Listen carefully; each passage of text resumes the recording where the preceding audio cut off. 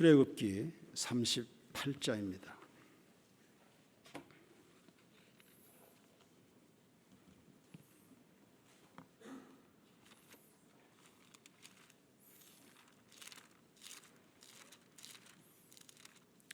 출애굽기 38장 1절에서 7절까지 한 절씩 교독하겠습니다.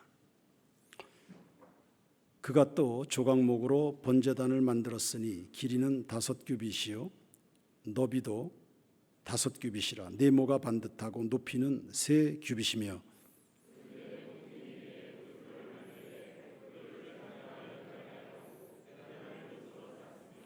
제단의 모든 기구 곧 통과 부삽과 대야와 고기 갈고리와 불 옮기는 그릇을 다 노스로 만들고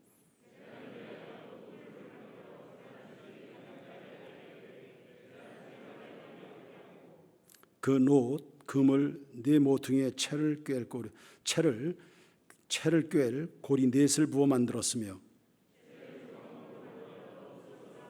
다 같이 제단 양쪽 고리에 그 채를 꿰어 매게 하였으며 제단은 널판으로 속이 비게 만들었더라. 아멘.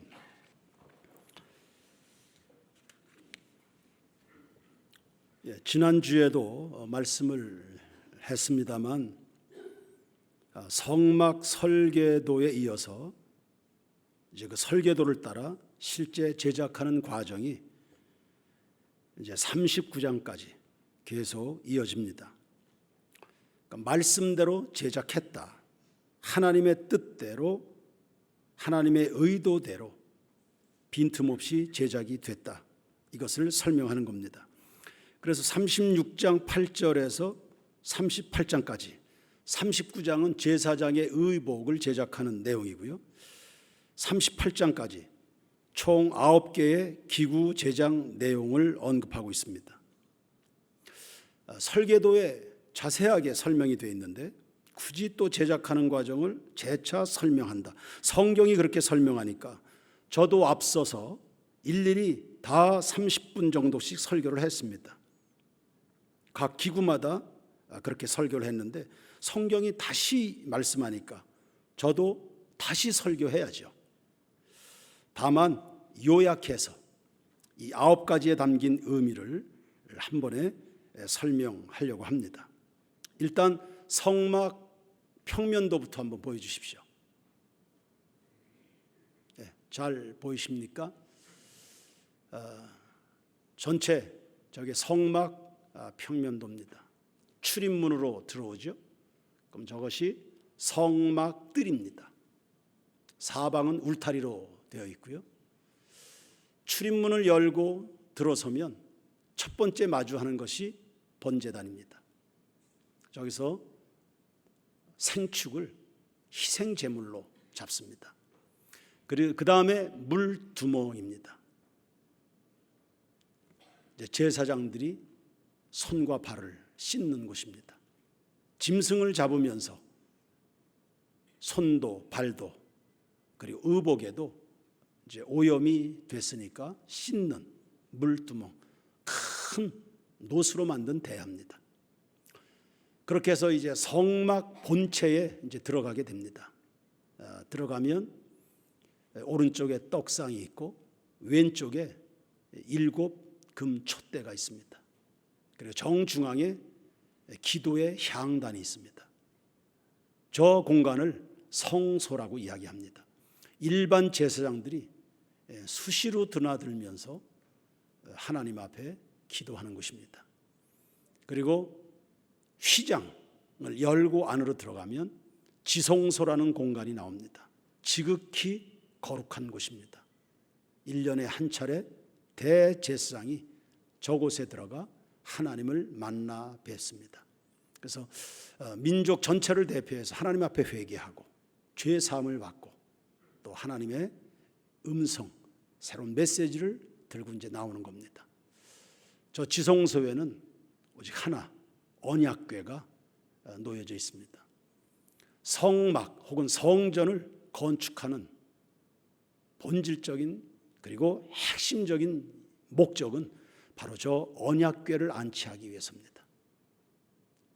저것이 성막 전체 구조입니다. 그리고 기구들이 저런 식으로 배치가 되어 있습니다. 이제 내려주셔도 되고요. 순서는 출입문에서부터 번제단으로 시작이 되지만 36장 8절 이하 38장까지 성경의 구술한 순서대로 짧게 몇 마디씩 재차 설명을 하고 오늘 설교를 마무리하려고 합니다. 먼저는 성막 덮개부터 나옵니다. 이게 성막 본체 전체 큰 틀이죠. 성막이라고 하는 것은 거처, 거주지 이런 의미를 가지고 있습니다. 텐트로 만들어져 있지만 지상에서 가장 영광스러운 처소가 바로 저 성막입니다.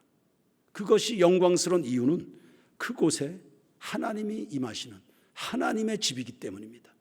구별된 하나님의 집입니다. 시편 84편 1절에 주의 장막이 어찌 그리 아름다운지요 내 영이 저곳을 늘 사모합니다. 그렇게 기자는 노래한 적도 있습니다. 하나님의 집이란 차원에서 오늘의 구별된 교회와 같은 겁니다. 규모가 웅장하든 교회 규모가 초라하든 교회가 영광스럽고 아주 귀한 의미는 이곳이 바로 하나님의 집이기 때문입니다. 한국교회 초창기 개척교회는 거의가 다 텐트교회였습니다. 천막교회였습니다. 그럼에도 불구하고 그 가난하고 어두운 시절을 통과하면서 그 텐트 예배당이 사회의 희망이 됐고 상한 심령들에게 회복의 공간이 됐습니다. 하나님이 거기 거하셔서 하늘문을 열고 각양의 은혜와 위로와 소망을 주셨기 때문입니다. 그래서 구름대 같은 예배자들이 비록 초라한 천막의 예배당이었지만 수많은 사람들이 몰려와서 하나님을 앙망하고 새 힘을 얻었던 처소, 그것이 바로 교회였습니다. 만민이 기도하는 집이었죠.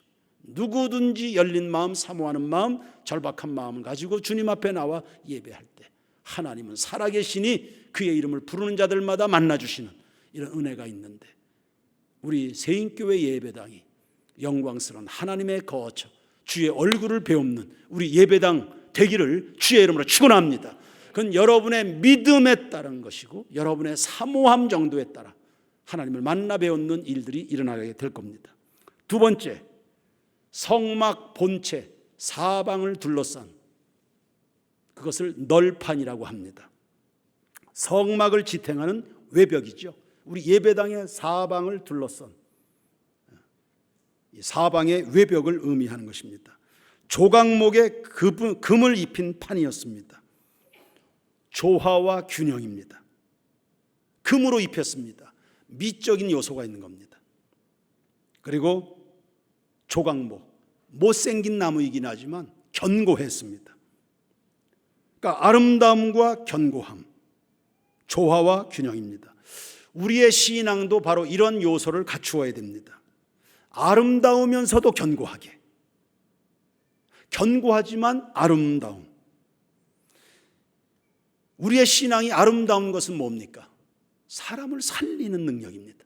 그게 아름다운 겁니다. 영적인 능력입니다. 한없이 부족한 연약한 우리 인간들이 무엇으로 아름다울 수 있겠습니까?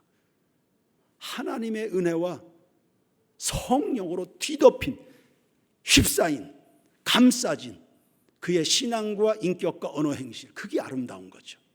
하나님의 영광으로 뒤덮인 우리 세인교회 모든 교우들마다 그런 은혜가 있게 되길 축원합니다. 이 아름다운 주의 은혜에 붙들려서 사람을 살려가는 그런 일들, 그런데 그런 일들을 좌로나 우로나 치우침이 없이 지속적으로 하는 겁니다. 어디 누가 무슨 말을 했다, 어느 목사가 무슨 이야기 했다, 어느 교회가 어떻게 하더라, 이런 게 아닙니다. 좌로나 우로나 치우침이 없이 가라사대 기록된 말씀의 중심을 따라서 좌로나 우로나 치우침이 없이 지속적으로 그 일을 수행해 가는 것, 그게 견고함입니다. 말씀의 반석 위에 세워지는 여러분 모두가 되길 축원합니다. 세 번째, 법궤입니다. 앞서도 이야기했지만 광야의 성막을 건축한 핵심적 목적은 법궤를 안치하기 위해서입니다. 그 법궤 속엔 언약의 둘 돌판이 들어가 있죠. 역시 조각목에 정금으로 둘러쌌습니다. 조각나무는 볼품없는 나무, 나뭇결이 곱지도 않고 비비꼬여 있습니다. 목재로선 정말 가치가 없습니다. 그런 나무를 금으로 둘러쌌습니다. 그리스도의 신성함을 상징합니다. 인간에게 적용될 때 금은 믿음인 것입니다. 비천한 죄인이 예수님의 은혜를 힘입어서 믿음을 가지게 될 때 이 땅에 하나님의 영광과 사랑의 빛으로 드러나는 존귀한 존재로 한 인격이, 한 인간이 변화가 일어나게 되는 겁니다. 그런 변화가 어떻게 일어납니까? 어거스틴 같은 탕자가 세기의 성자로 변화가 됩니다. 어떻게 그런 변화가 일어납니까? 법궤 속에 들어있는 하나님의 말씀이 그 인격을 새롭게 빚어내는 것입니다. 그가 어떤 죄인이라도, 어떤 쓰레기 같은 인생을 살아왔다고 해도 하나님의 말씀을 듣고 그 말씀에 붙잡히고 그 말씀이 주는 교훈과 책망을 받고 이 말씀으로 나침반 삼아서 살아가게 될 때 정금같이 찬란한 인생으로 다스려진다. 하나님의 통치받는 사람이 될 때 그렇게 정금같이 찬란한 인생이 되는 겁니다. 바로 오늘날의 저와 여러분들을 두고 하는 말입니다. 그 예수가 오늘 우리 새인교회 성도들을 이렇게 근사한 사람들로 빚어놨습니다. 할렐루야. 네 번째, 떡상입니다. 이스라엘의 12지파를 상징하는 12개의 떡을 항상 차려놓는 상입니다. 그래서 진설병입니다. 하나님이 드시는 떡이 아닙니다. 진설병, 하나님이 보신다, 이런 의미입니다. 하나님이 보실 수 있도록 펼쳐놓는다, 준비해 놓는다, 이런 의미입니다. 항상 하나님 앞에 놓여져 있어서 임마누엘이기도 하고 항상 하나님 앞에 놓여져 있어서 코람데오죠. 하나님이 지켜보시는 상황을 상징하는 겁니다. 12개의 떡덩어리가 크기, 재료, 규격이 동일합니다. 하나님은 어느 누구든지 차별 없이 상대하신다는 의미입니다. 어느 교회, 어느 민족, 어느 성도들 차별 없이, 그 속에 그리스도만 모셨으면 누구든지 차별 없이 하나님의 자녀요 당신의 백성으로 인정해 주십니다. 이 떡이 항상 하나님 앞에 진열이 되는데 안식일마다 교체합니다. 안식일은 새 출발의 날이죠. 안식일은 하나님의 백성이 하나님 앞에 나가서 그 얼굴을 배웁고 새롭게 영의 양식을 공급받는 날입니다. 오늘 우리의 주일입니다. 사람은 떡으로만 살지 아니하고 하나님의 입으로 나오는 모든 말씀으로 살게 됩니다. 사람이 밥심으로 살듯 하나님의 백성들은 영혼의 양식을 먹음으로 살게 됩니다. 우리 주일이 풍성한 영의 양식이 공급되는 주일의 예배요, 이 떡상이 되기를 주의 이름으로 축원합니다.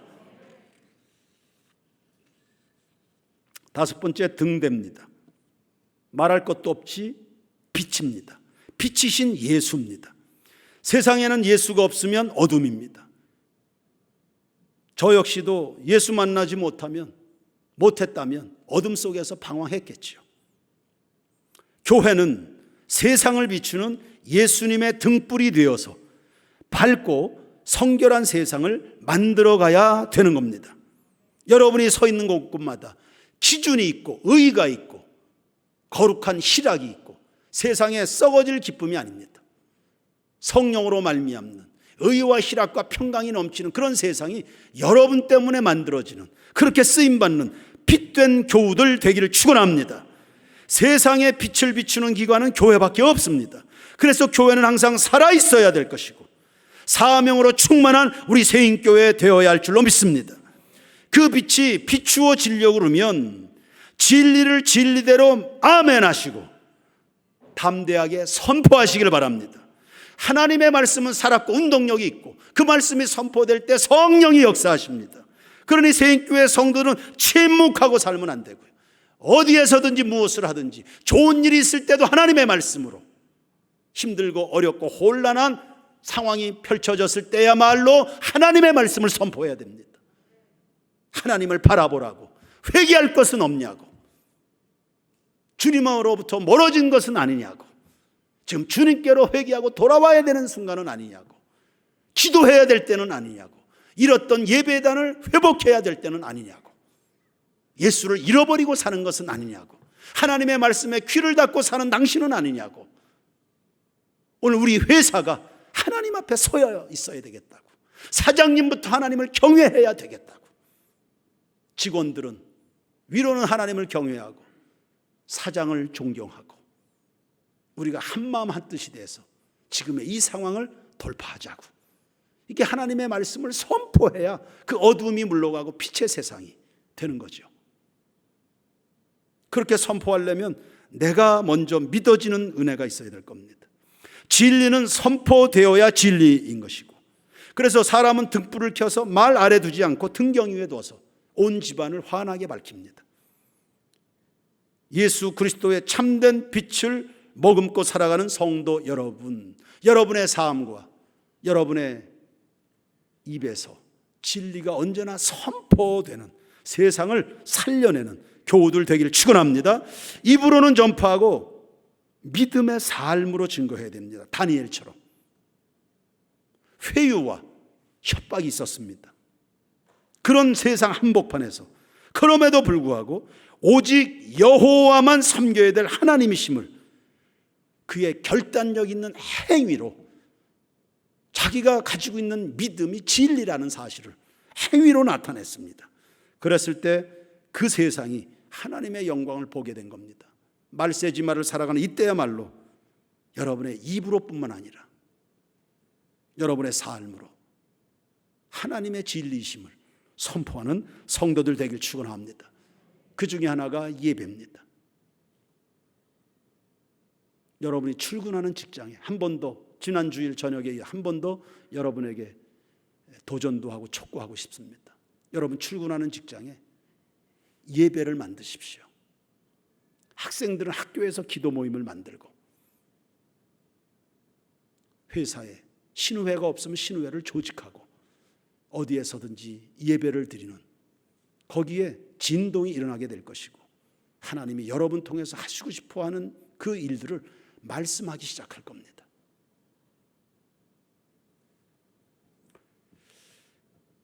우리 교회 식당 주방을 여러분 들어가셨나요? 거기에 문구를 적어 놓았습니다. 우리는 여기에서 목회한다. 주방 상단에 우리는 여기에서 목회한다. 우리는 여기가 섬겨지다. 이런 의미입니다. 식당에서 주방, 봉사 다 예수를 섬기듯 우리가 섬기고, 황교안 목사는 강단에서 목회하지만 주방에서 봉사하는 분들은 거기가 목회지다. 그런 것과 마찬가지로 여러분들의 삶의 현장을, 그래서 어제 어느 집사님이 저에게 아주 진지하게 건의했습니다. 목사님, 이곳이 목회지인데, 성도들의 목회지인데, 그래서 이곳이 예배자가 예배 처소가 돼야 되는데, 그래서 각 구역마다 주방 봉사하러 들어갈 때, 토요일에 준비할 때 기도로 준비하고, 헤어질 때 기도하고, 주일날 와서 다시 어제 준비해놨던 것 다시 앉히고, 주방 봉사하면서 기도하고, 구역장을 중심으로 기도하고, 다 주방 봉사 마치고 기도하고 헤어진다. 아멘 하시기 바랍니다. 이게 범사의 매 순간을 내가 하나님의 백성으로, 하나님을 섬기는 사람이라고 하는 삶으로의 전파자의 삶인 겁니다. 어디에서 무엇을 하든지. 그래서 이것이 주방에서도 잘 진행이 돼야 될 것이고, 여러분의 직장에 예수 믿는 사람이 없을 리는 없거든요. 일단 여러분 한 사람 있죠? 누군가는 있을 겁니다. 사드락 메삭 아벳느고처럼 우리 직장을 하나님 앞에 올려드리자. 아주 오래전에 이명박 대통령이 서울시장 하면서 서울시를 하나님 앞에 올려드린다 이래가지고 여론의 문매에 엄청 받은 적이 있죠. 여러분의 직장을 하나님 앞에 올려드린다. 삶으로 하나님을 나타내는 믿음의 고백들, 용기가 필요합니다. 여섯 번째, 분향단입니다. 이건 뭐 말할 것도 없이 기도입니다. 하나님께 기도하는 겁니다. 시편 141편 2절, 나의 기도가 주의 앞에 분향함과 같이 되며 나의 손드는 것이 저녁 제사같이 되게 하옵소서. 역시 조각목에다가 금으로 쌉니다. 우리 새인교회 모든 교우들의 기도가 금과 같은 기도가 되길 바랍니다. 금기도, 금빛 기도입니다. 금은 하나님 나라 존엄성이라고 그랬죠. 참된 기도는 하나님 나라의 영광을 이 땅으로 가져오게 만드는 것입니다. 살아계시는 그 위대하신 주의 역사를 내 삶의 현장으로 불러들이는 창구, 그게 성도들의 믿음의 기도인 겁니다. 이런 믿음으로 살아가는 성도들에게 축원합니다. 우리는 연약하죠, 초라하죠. 그러나 힘으로도 안 되고 능으로도 안 되지만 우리의 기도에 역사하시는 성령으로는 되느니라 그랬습니다. 되는 인생 살아가기를 축원합니다. 기도하면 되는 것입니다. 주님의 도우심을 받으며 하나님의 능력이 땅에서 기적을 불러일으키는 성도들의 영향력, 기도에서부터 출발합니다. 바울과 실라처럼 그 칠흑 같은 어둠의 감옥 한복판에서 기도하고 찬미할 때 그 하나님의 능력이, 하늘의 영광이 그 감옥 속에 나타났잖아요. 그 하나님이 지금도 살아계시고 지금도 기도하는 여러분들에게 귀를 기울이시고 응답하시고 역사하실 준비가 되어 있다는 사실 믿으시기를 바랍니다. 뿔의 기도를 하시길 바랍니다. 이 분향단 사각 모퉁이에 뿔이 달려 있습니다. 뿔은 권세입니다. 우리 성도들의 권세는 뭡니까? 이미숙 집사님의 세상 살아가는 권세가 뭡니까? 뭡니까 권세가? 큰 소리로, 쭝얼쭝얼하지만 큰 소리로. 후회 안 해요? 그 말 맞아요? 정말 맞아요? 창피당해도 좋아요? 안 속네요? 맞아요. 모든 성도들의 권세는 예수 그리스도의 이름인 줄로 믿습니다. 예수님 권세, 예수님 권세, 예수님 권세, 내 권세. 예수의 이름으로 그리고 믿음 따라 기도하는 여러분의 기도, 하늘문이 열리게 될 줄로 믿습니다. 너희가 내 이름으로 무엇을 구하든지 내가 시행하리라. 개신교를 핍박했던 메리 여왕이 나는 하나도 겁나는 거 없다. 그런데 내가 핍박하는 존 낙스의 기도는 겁이 난다. 불신자도 아는 겁니다. 여러분, 불신자도 겁내하는 그 기도를 왜 우리가 믿음으로 활용하지 않습니까? 불신자들도, 이 악한 악녀도 이런 것을 아는데, 예수 믿는 우리 새인교회 성도들이요, 예수의 이름으로 기도하는 여러분의 기도가 크고도 놀라운 일들을 이루어내리라는 사실, 한 주간 동안 기도로 뜨겁게 일어나게 되길 바랍니다. 어느 교회 학교라고는 이야기 안 하겠습니다. 여름 성경학교 기획안을 저에게 제출했습니다. 교회 학교 수련회를 두고 보니까 전교사 새벽 작정인데 3일을 작정했더라고요. 아니, 그 좋은 걸 왜 3일만 해요? 여름 성경학교를 앞에 두고 7월 말에 성경학교를 하게 될 텐데 오늘부터 하고, 아니면 적어도 최소한 다음 주에 파이팅 여름 성경학교 하게 되면 그날부터 온전히 하나님 앞에 이 좋은 우리의 권세가 예수 그리스도 이름으로 기도하는 것인데 왜 겨우 3일만 합니까? 하나님을 향한 사랑의 크기가 여러분에게 3일입니까? 겨우 천하보다 소중한 아이들을 섬기는데 3일만 겨우 합니까? 왜? 그 좋은 것을. 성경학교 하기 전에 충분히 하나님 앞에 기도하고, 성경학교 마치고 감사해서 또 그만큼 하나님 앞에 기도하고, 그런 교사가 될 줄로 믿습니다. 기도로 세계를 움직이는 겁니다. 7번째, 번제단입니다. 성막문을 열고 들어가면 가장 먼저 눈에 띄는 것입니다. 지성소에 들어가서 하나님을 만나려고 그러면 반드시 제단을 거쳐야 되죠. 짐승을 잡아 쪼개고 각을 뜨고 하나님께 번제 제사를 드립니다. 그리고 피를 들고 지성소로 들어갑니다.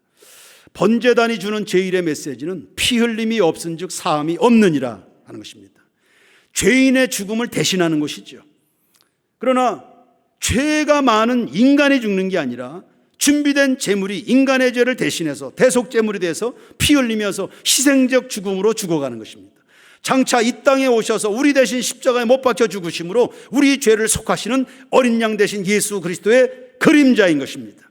그렇게 해서 죄 씻음 받은 인간은 값없이 의인이 되어 지성소로 들어가 영광의 하나님을 만나게 되는 것입니다. 할렐루야.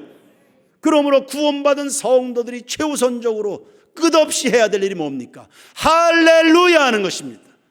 죄 때문에 죽어 마땅한 나를 대신해서 주님의 공로로 값없이 구원을 받았으니 우리가 할 수 있는 게 뭡니까? 중심을 다하는 예배요 찬송입니다. 찬송하세 찬송하세 주님 나를 구하셨네. 평생 우리가 불러야 될, 어느 한순간 쉴 수 없는, 쉬지 말고 기도하라, 쉬지 말고 찬양하라, 쉬지 말고 하나님을 봐라, 쉬지 말고 하나님께 영광을 돌려라, 감사해라 감사해라 감사.